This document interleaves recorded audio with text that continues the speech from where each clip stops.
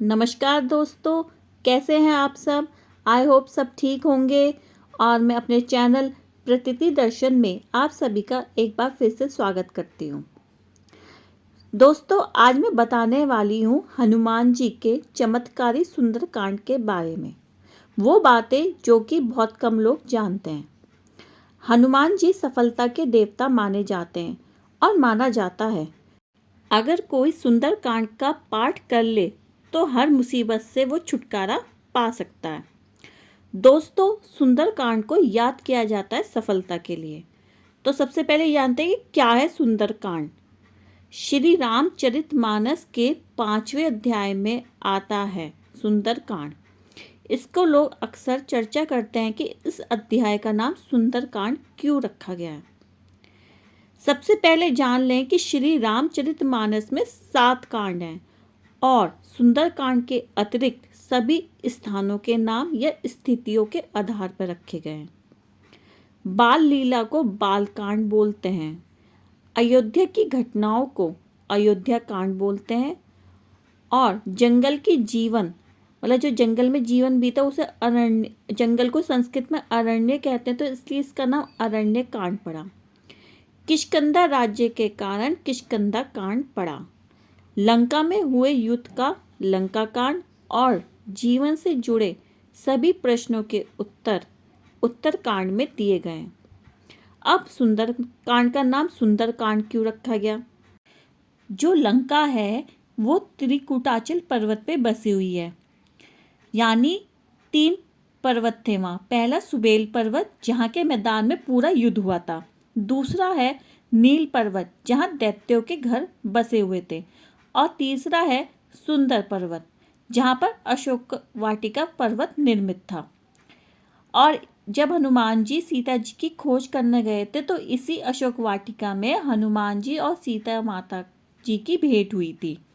इस कांड की सबसे प्रमुख घटना यही थी, इसलिए इसका नाम सुंदरकांड रखा गया। अब आज के बाद कोई आपसे पूछे कि सुंदरकांड नाम क्यों रखा गया तो शायद आप बता सकते हैं।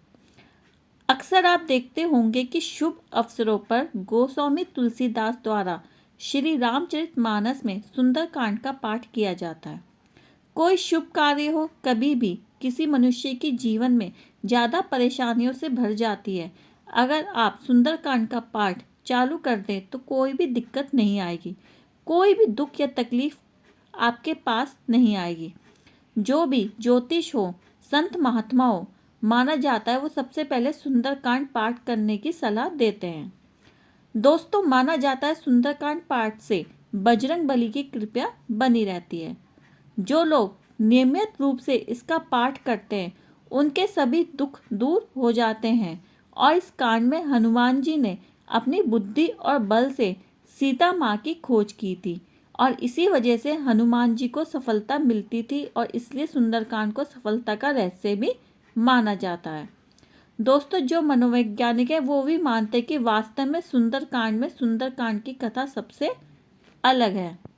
संपूर्ण श्री रामचरितमानस भगवान के गुणों को दर्शाता है, लेकिन सुंदरकांड ही एक ऐसा अध्याय है जो श्री राम के भक्त हनुमान विजय का कांड है।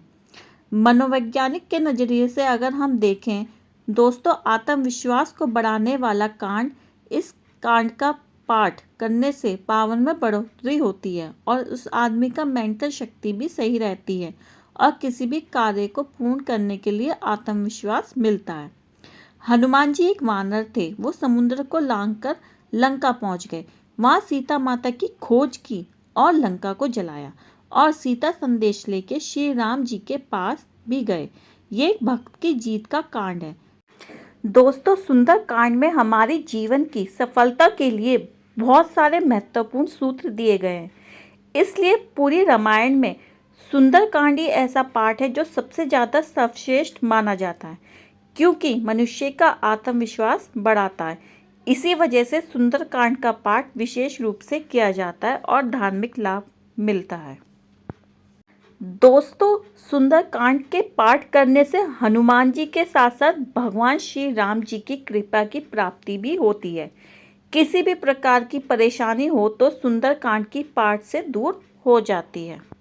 जब भी आप इस पाठ को करें तो उसमें विश्वास करके करें, उसमें विश्वास रखें और ये कहें कि जैसे भगवान श्री राम जी के सारे काज सवारे थे, उसी तरह हमारे भी सारे कष्ट हर लें प्रभु।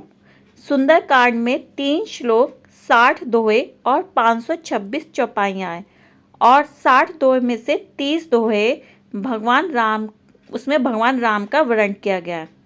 सुंदर शब्द इस कांड में 24 चौपाइयों में आया है। सुंदर कांड का पाठ करने से पहले स्नान कर लें और साफ वस्त्र पहन लें और हनुमान जी और श्री राम जी की फोटो या प्रतिमा पे फूल माला चढ़ा के आपको दीप जलाना है। भोग में आप गुड़, चने, लड्डू, लाल फूल आदि से आपको इनका श्रृंगार करना है। अगर नहीं भी है तो थोड़ा सा भोग जरूर रखना चाहिए। ध्यान रखें दोस्तों, पूरी पूजा के दौरान ब्रह्मचर्य का पालन और अच्छी बातें अपनाएं और अपने अंदर पवित्र भावना के साथ यह पूजा पाठ करें। जब सुंदरकांड समाप्त हो जाए तब भगवान को भोग लगाकर आरती करें। तो दोस्तों, ये था सुंदरकांड के बारे में। आई होप आपको ये वीडियो अच्छी लगी होगी और वीडियो अच्छी लगी है तो वीडियो को लाइक और शेयर करना ना भूलें और हमारे चैनल प्रतीति दर्शन को भी सब्सक्राइब करना ना भूलें। धन्यवाद। मिलते हैं अपनी अगली वीडियो में। तब तक के लिए नमस्कार।